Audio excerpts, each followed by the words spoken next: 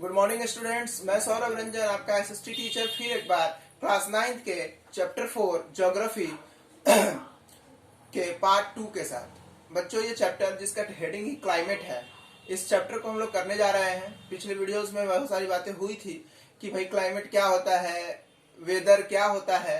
I hope कि आपने घर में अब जो है कोशिश की होगी, जाना होगा या अपने घर में और लोगों से बात की होगी। बच्चों, पढ़ाई से जुड़ पाना आपके लिए भी टफ हो रहा होगा, क्योंकि अभी जो मौसम है, ये जो कोरोना का सीजन चल रहा है, इसमें बहुत सी चीजें अस्त व्यस्त हो गई हैं।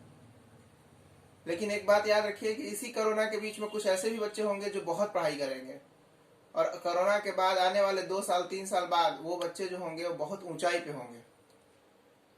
तो आप इसको अपॉर्चुनिटी भी ले सकते हैं, और आप इसको जो है अपने लिए एक कमी भी ले सकते हैं, एक जो है आपके रास्ते का रुकावट भी समझ सकते हैं।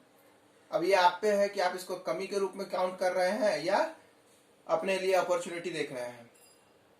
खैर बच्चों, क्लाइमेट और वेदर की बात करने के बाद अब हम चल रहे हैं कि क्लाइमेट जो है उसको कंट्रोल करने वाले कौन कौन से फैक्टर होते हैं।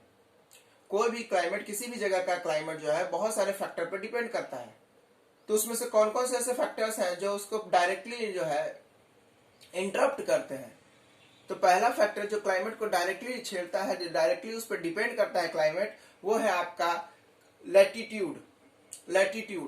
आपने पढ़ा होगा क्लास 7-8 में लैटिट्यूड, लॉन्गिट्यूड।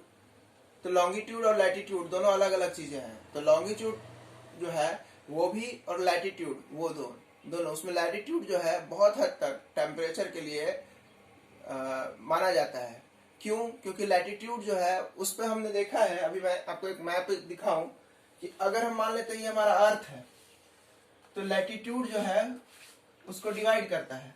और सन जो है, Sun Direct 23 degree 23 degree north और 23 डिग्री साउथ तक ही जाता है, उसके बाद वापस आ जाता है। यानी सन का जो मूवमेंट है 0 डिग्री से ऊपर 23.5 डिग्री, 0 डिग्री से ऊपर ट्रॉपिक ऑफ कैंसर तक जो है वो जाता है 23.5 डिग्री तक।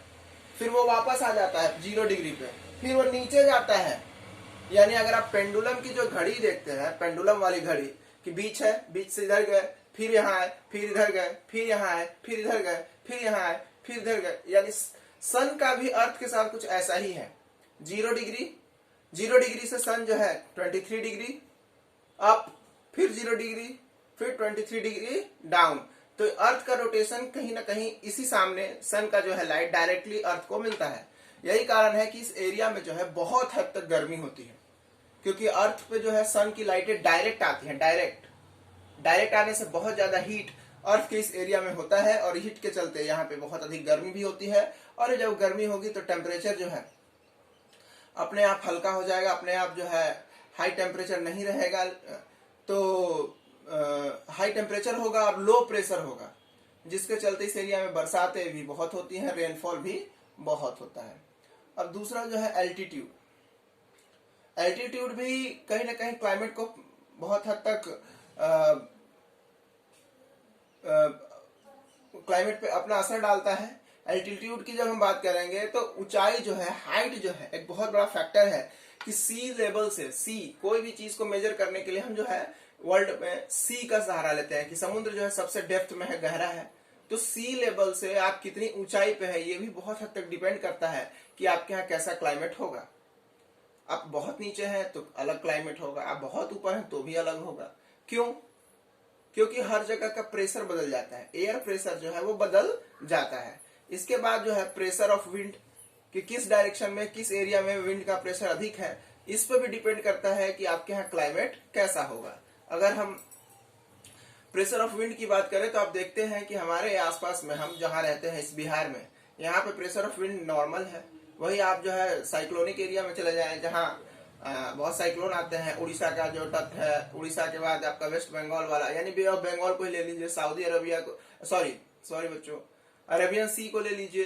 तो इन सब एरियाज में विंड का जो प्रेशर वो हाई होता है, जिसके चलते साइक्लोन फॉर्मेशन होता रहता है। इसके बाद हमारा आता है डिस्टेंस फ्रॉम द सी, कि आप समुद्र से कितनी दूर हैं। अभी मैंने थोड़ी देर पहले कहा था कि एल्टीट्यूड, समुद्र से कितने ऊपर है। अब यहाँ जो बात हो रही है डिस्टेंस फ्रॉम द सी, कि सुई से यानी कि समुद्र से आप कितनी दूरी पे हैं। अगर समुद्र से आप बहुत दूर है, बहुत ऊंचाई पे हैं, तो उसका अलग बात है। लेकिन अगर आप समुद्र के नजदीक और दूर हैं, उससे भी बहुत हद तक आपके यहाँ क्लाइमेट पे असर पड़ता है। जैसे आपने पढ़ा होगा या सुना होगा, आपके कोई कलीग्स अगर बेंगलोर, मुंबई, चेन्नई इन एरियाज में रहते हैं तो वहां पे ठंड नहीं होती। वहां पे ठंड होती तो है, लेकिन उसमें जो है एक कंबल काफी होता है, एक पतली सी चादर काफी होती है, और वहां बहुत अधिक गर्मी भी नहीं होती है।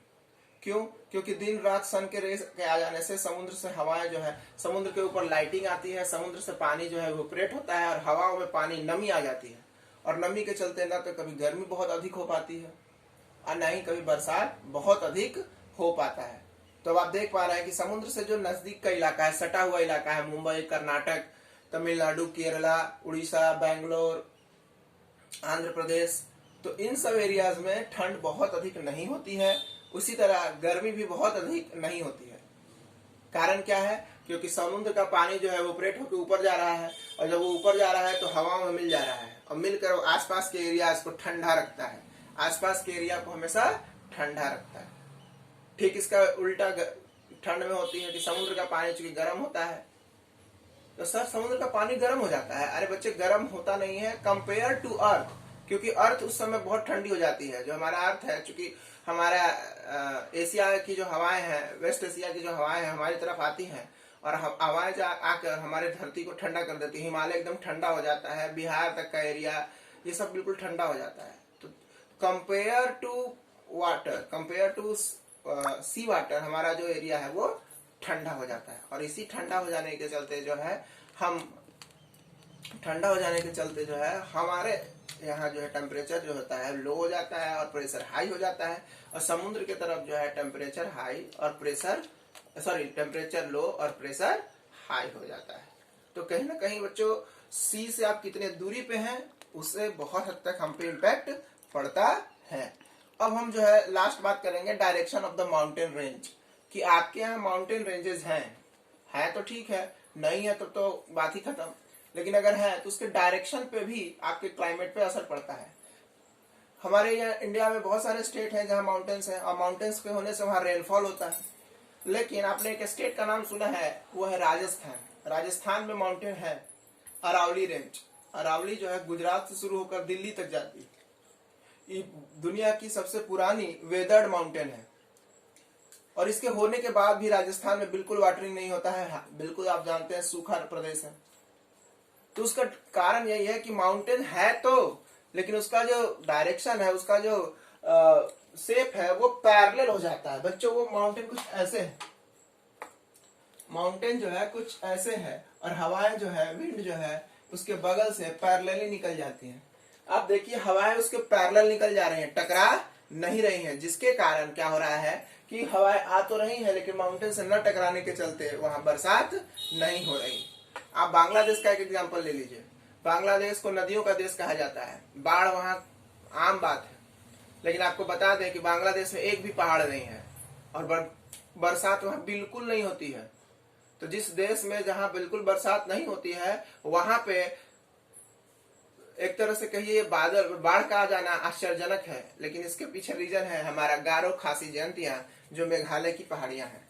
इनसे बादल टकराते हैं, बरसात होती है, और उसी बरसात से जो है पानी वापस बांग्लादेश में चला जाता है। तो ये सब थी बातें जिसको हमने आज किया कि वो कौन से फैक्टर है जो क्लाइमेट को बहुत हद तक प्रभावित करते हैं। अब मैंने इसके लिए आपको पीडीएफ भेजा है, दिया है। पीडीएफ में एक पिक्चर बनाया है। इस पिक्चर को आप जो है देखेंगे, समझेंगे। हालांकि ये जो नोट्स मैंने लिखा है, इस नोट्स में काफी कुछ है, लेकिन इसके बाद भी अगर आप कुछ कर सकते हैं तो करें। खासकर वो बच्चे जो स्टडी पे बहुत ज्यादा ध्यान देते हैं, वो जरा और बुक्स को फॉलो करिए, नोट्स बनाइए। हालांकि मैंने जो ये नोट्स दिया है ये भी अपने आप में काफी है। ठीक है बच्चों, फिर मिलते हैं अगले वाले वीडियोस में जिसमें हम इसको आगे लेके चलेंगे। तब तक कि आप जो है पढ़ाई पे ध्यान रखें। Thank you.